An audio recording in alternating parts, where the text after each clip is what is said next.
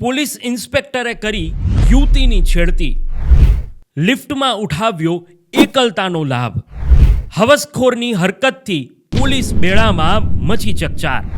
કહેવાય છે કે પોલીસ એ જનતાની રક્ષક છે, પણ જ્યારે રક્ષક જ ભક્ષક બને તો હા, તમે સાચું જ સાંભળ્યું છે. હું વાત કરી રહ્યો છું પોલીસની, એ પોલીસ ઇન્સ્પેક્ટરની કે જેણે માત્ર 19 વર્ષની યુવતીની એકલતાનો લાભ લઈને છેડતી કરી છે, જેના કારણે પોલીસ બેડામાં ચકચાર મચી છે. તો શું છે સમગ્ર ઘટના એ પણ જાણો.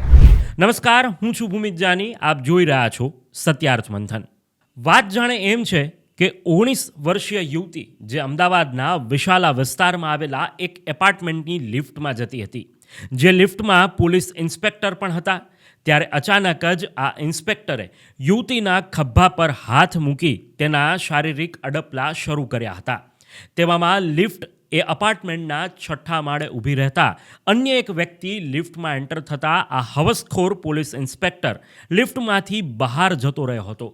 આ પોલીસ ઇન્સ્પેક્ટરનું નામ બરકત અલી ચાવડા હોવાનું પણ સામે આવ્યું છે, જે ગાંધીનગર કંટ્રોલ રૂમમાં ફરજ બજાવી રહ્યો છે.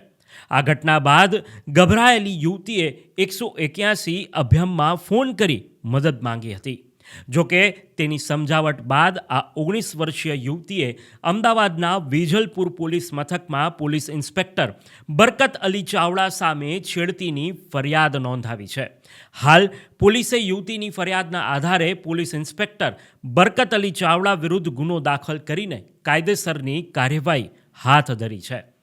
જ્યારે આવા હવસખોર પોલીસ ઇન્સ્પેક્ટરના કારણે સમગ્ર પોલીસ આલમમાં ચકચાર મચી છે. સવાલ એ છે કે મહિલાઓ માટે સેફ ગણાતા ગુજરાતમાં જો ધોળા દિવસે પોલીસ ઇન્સ્પેક્ટર બરકત અલી ચાવડા જેવા કર્મીઓની આ હિંમત હોય તો આવારા તત્વોની તો શું વાત કરવાની. ગૃહ વિભાગે આકરા પગલાં લઈને આવા હવસખોર પોલીસ કર્મીની શાન ઠેકાણે લાવવી જોઈએ અને એક ઉદાહરણ પૂરું પાડવું જોઈએ. ફરીથી મળીશું નવી વાત અને નવા મુદ્દા સાથે. ત્યાં સુધી આપ જોડાયેલા રહો સત્યાર્થ મંથન સાથે. અત્યારે બસ આટલું જ. મને આપશો રજા. નમસ્કાર. સત્યાર્થ મંથનની યુટ્યુબ ચેનલ સબસ્ક્રાઇબ કરવાનું અને બેલ આઇકોન પ્રેસ કરવાનું, સાથે જ સત્યાર્થ મંથનનું ફેસબુક પેજ લાઇક અને ફોલો કરવાનું અને ઇન્સ્ટાગ્રામ પેજ સાથે જોડાવાનું પણ આપ ચૂકશો નહીં. અત્યારે બસ આટલું જ. મને આપશો રજા. આપ જોડાયેલા રહો સત્યાર્થ મંથન સાથે. નમસ્કાર.